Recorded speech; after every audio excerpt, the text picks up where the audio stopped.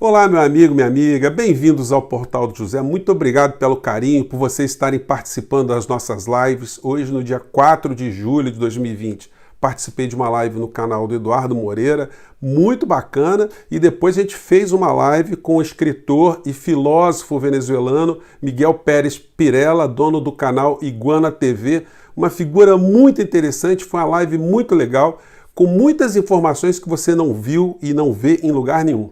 Para quem não consegue entender muito bem o espanhol, basta clicar na janela do YouTube, embaixo nas configurações, você pode legendar e você pode clicar ali e pedir a tradução do que o convidado está dizendo. Então, por falta de legenda, ninguém deve perder esses nossos papos e a gente sempre vai trazer gente interessante.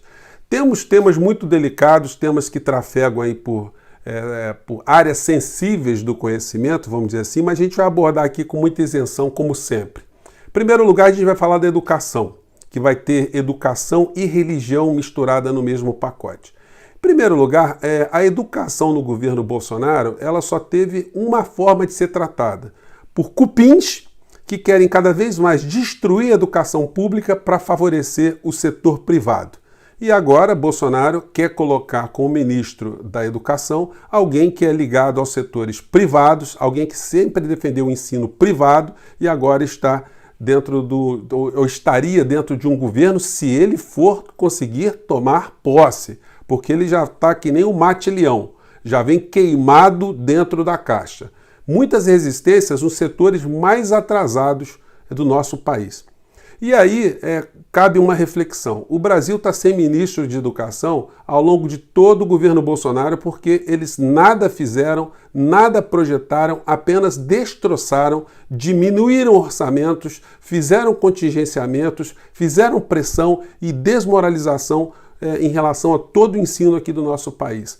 Os nossos jovens, as nossas crianças estão sem saber como é que vai ser o final desse ano letivo, houve uma perda gigantesca para as famílias, para a educação do povo brasileiro, e não existe país do mundo que tenha conseguido a sua emancipação sem educação e sem cultura. Então é nevrálgico para que as massas, países como o nosso, fiquem cada vez mais escravizados, que o povo seja mantido na sua mais profunda ignorância. Quanto menos oportunidades de reflexão tem um povo, mais facilmente ele é dominado. E a gente vai falar disso aqui na sequência. Bom, em primeiro lugar, a gente está vendo aqui que a nomeação do ministro ainda não se efetivou, né? Aqui no jornal O Globo, tem essa manchete aqui, falando que os evangélicos se opõem ao nome de Feder para o MEC.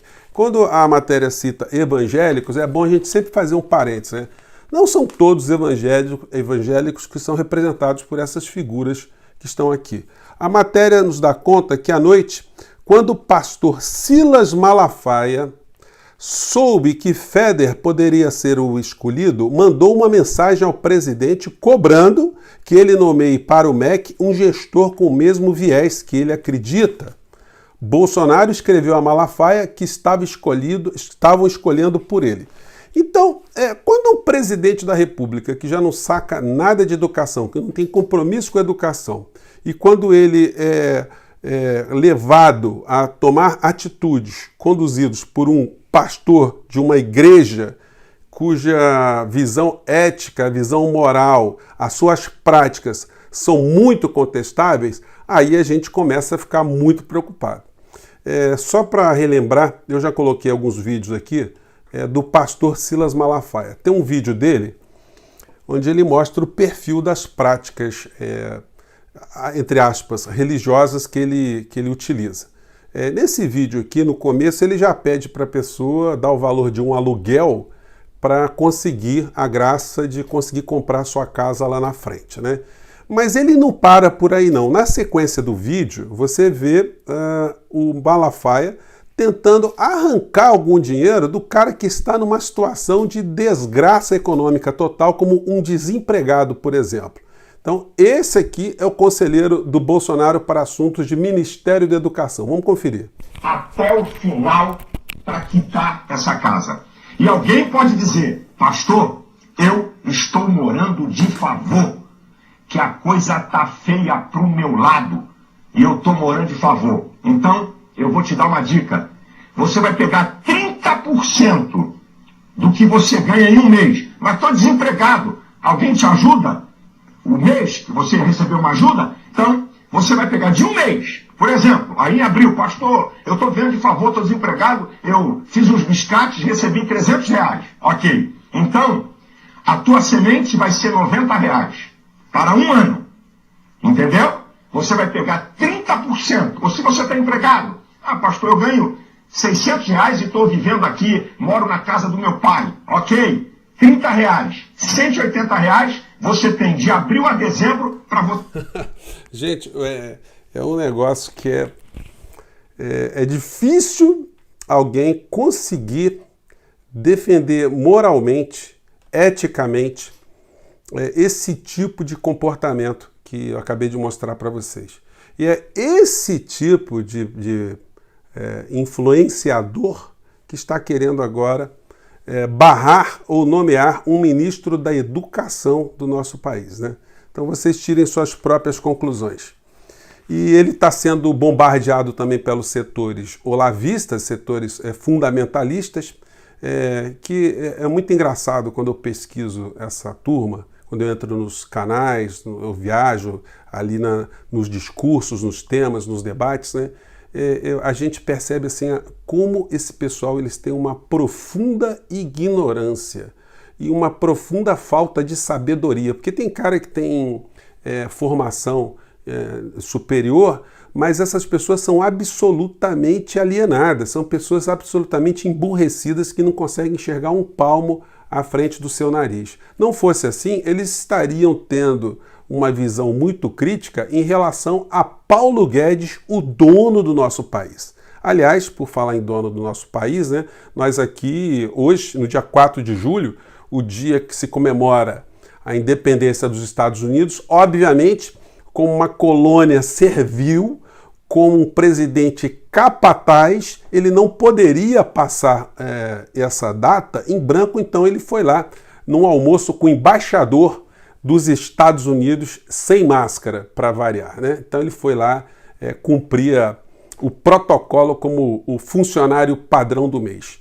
O Bolsonaro, ele está queimado de uma tal maneira, a gente vai falar de outros assuntos aqui, que hoje eu vi uma entrevista do Juan Manuel Santos, ex-presidente da Colômbia e Prêmio Nobel da Paz, porque ele conseguiu lá desarticular as Farc na Colômbia, conseguiu que eles depusessem as armas, enfim. E ele está dizendo o seguinte, quando ele se refere ao Bolsonaro: uma loucura, diz ex-presidente colombiano e Nobel da Paz sobre ações de Bolsonaro na pandemia. Ele registra na entrevista aqui como o Brasil está se transformando num país pária. E ele convoca os outros presidentes da América Latina para entrarem em contato com o Bolsonaro, para tentar dar algum tipo de sentimento, algum tipo de compaixão para com o povo brasileiro, algum nível de responsabilidade com os povos irmãos, porque o que está preocupando esses países que fazem divisão com o Brasil, têm divisa com o Brasil, né, é a transmissão da Covid descontrolada aqui no território para os países que estão controlando a Covid. Ele não se mete nisso porque ele é um ex-presidente, mas ele acha que o Colégio de Presidentes da América Latina podem tentar fazer alguma coisa em relação a Bolsonaro para que o povo brasileiro seja preservado. O Brasil ele está deixando de ser um Estado democrático, um Estado independente, e a gente está virando uma espécie de milícia evangelistão, né? Uma coisa que mistura os nossos problemas internos e todo tipo de massacre externo que vem provocado pelos grandes conglomerados econômicos, os fundos de investimentos que chegam até o nosso país. A Folha de São Paulo hoje está dando essa matéria aqui. O programa hoje está bem variado, né, gente? Está dizendo para a gente que investidores buscam oportunidades no Brasil com pandemia e juro baixo.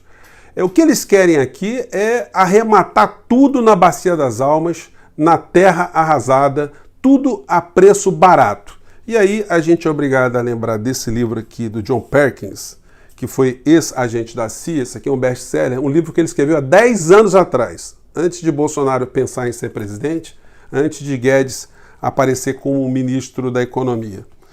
Numa das páginas aqui, John Perkins vai dizendo como é que funcionam as agências de inteligência norte-americanas, que estão sempre a serviço dos grandes interesses econômicos dos Estados Unidos, ou melhor dizendo, das empresas privadas dos Estados Unidos e dos grandes fundos de investimentos.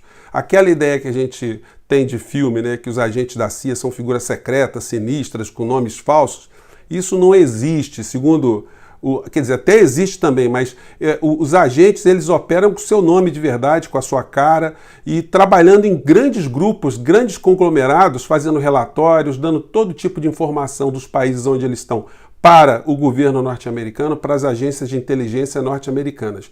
Não é por outra razão que a gente está vendo agora a confirmação que o FBI tinha agentes infiltrados ou agentes em parceria com os membros da Operação Lava Jato aqui no Brasil. Tudo o que acontece no Brasil já é monitorado há muitas décadas. A gente teve o escândalo do Wikileaks lá, que mostrou que o telefone da ex-presidente Dilma era grampeado, que tudo que ela falava, com quem ela conversava, as questões de Estado estavam todas monitoradas, e Dilma, naquela oportunidade, ao invés dela dar um chute no balde, ela enfrentar aquela questão, porque o imperialismo maior, gente, o grande poder dessas grandes potências, ele só reflui, ele só abaixa um pouco a sua pressão quando quem está sofrendo a dominação ou o ataque mostra os seus dentes, mostra as suas forças, mostra a sua autonomia, a sua soberania. E o Brasil não fez isso.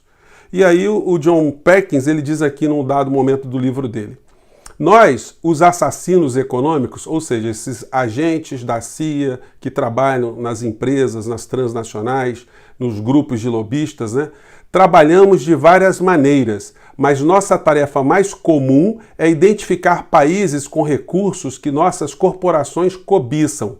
Para isso, seduzimos, subornamos e forçamos seus líderes a explorar o próprio povo, a aceitar empréstimos que o país nunca poderá pagar, a privatizar bens nacionais, a legalizar a destruição de ambientes frágeis e, finalmente, a vender para as nossas corporações a preços de pechincha os recursos por elas cobiçados. Está aqui nesse trecho aqui que eu estou narrando para vocês.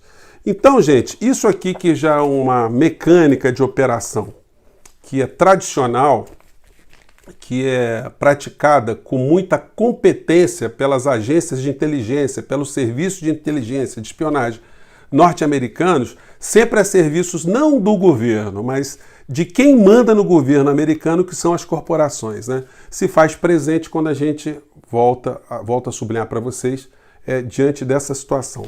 Então não são especulações, são fatos, e compete a nós aqui no Brasil cada vez mais estarmos espalhando essa informação, chamando a conscientização crítica das pessoas, provocando até essas criaturas com esse grau de alienação total que se agarram num tal bolsolavismo para mostrar para elas que o que elas estão fazendo, o apoio delas ao governo Bolsonaro, que é o grande fantoche da América Latina, representa o saque ao povo brasileiro, ou saque contra o povo brasileiro, o saque contra as nossas riquezas, a nossa soberania, a destruição da educação, da saúde, dos investimentos públicos. A gente tem que cada vez mais estarmos insistindo para levar essas reflexões, ou pelo menos para provocar o debate com essa gente. Porque das duas, uma, ou eles entendem de uma forma razoável que aquilo que a gente está denunciando é verdadeiro, ou de fato eles estão comprados